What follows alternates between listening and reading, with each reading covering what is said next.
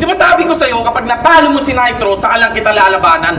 Pero nang dahil sa kakulitan mo, heto, sa oras ko, nagawa kitang paglaanan.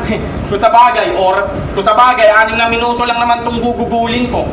At oo, 6 na minuto mo rin tong pagbabayaran. Alam kong matagal ka nang nakapaghanda. Kaya lakas loob na maghamon.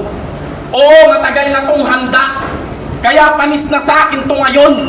Iba ako magkatha. Yung linya bumabaon. Aking bars mala Samson. Patay sa akin tong leyon. Para sa lahat ng tropang triskill yung dyan, pasintabi sa inyo. Pero nais ko lang sabihin na iba nang inaasal neto. Pagtapos ng laban niya kay Nitro, galit na galit tong gago. Inaway yung mismong kagrupo ang dahilan sa paggamit niya ng Titan Gel na nabisto. Tangina seryoso, sir.